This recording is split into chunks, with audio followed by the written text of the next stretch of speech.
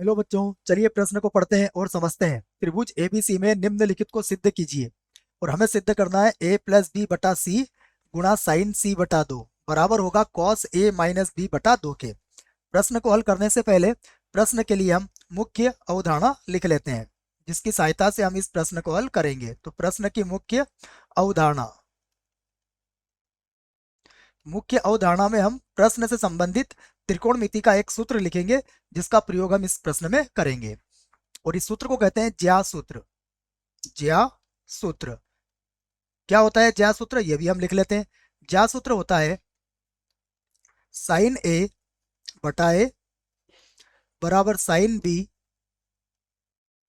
बटा बी, और यह बराबर होता है साइन सी बटा सी के। यहाँ जो स्मॉल एबीसी है, स्मॉल एबीसी जो है वो त्रिभुज की भुजाएं हैं, जबकि जो कैपिटल एबीसी है यह उस त्रिभुज के कोण है। तो ये हमने लिख दिया है साइन का ज्या सूत्र। अब ज्या सूत्र के बाद एक सूत्र और है जिसका हम प्रयोग यहां पर करेंगे, उसे भी हम यहीं लिख लेते हैं।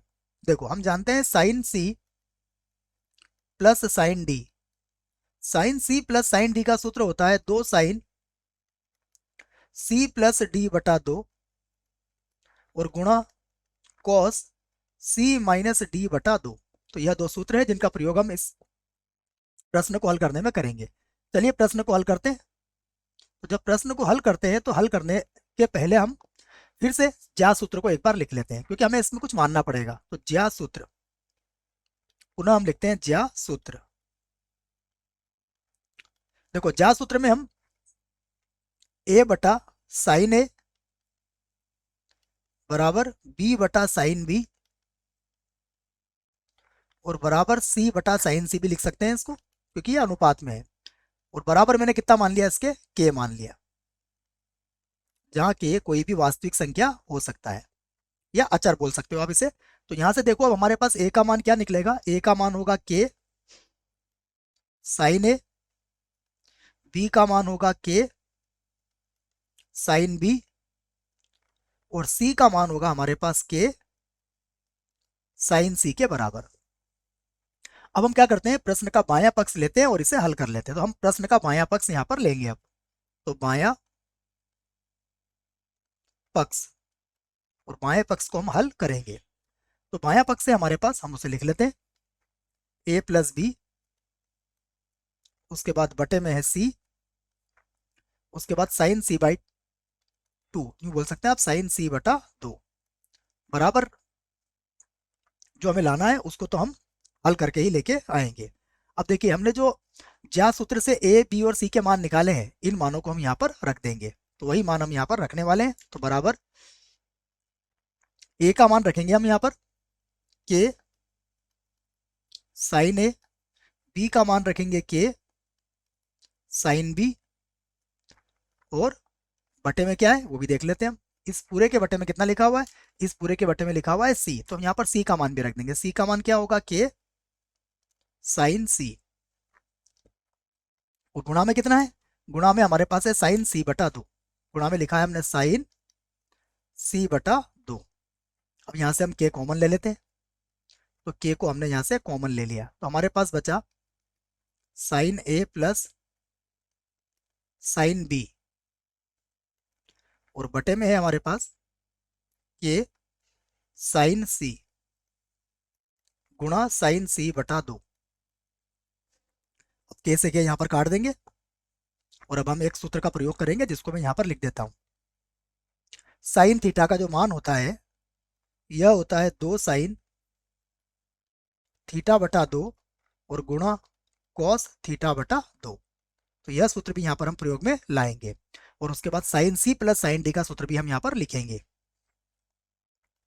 तो अब लिखता हूं मैं, देखिए sine A plus sine B है, तो इसमें तो मैं sine C plus sine D का सूत्र लगा दूंगा। तो ये हो जाएगा दो साइन सी प्लस डी, अर्थात ए प्लस बी, और बटा दो हो जाएगा ये।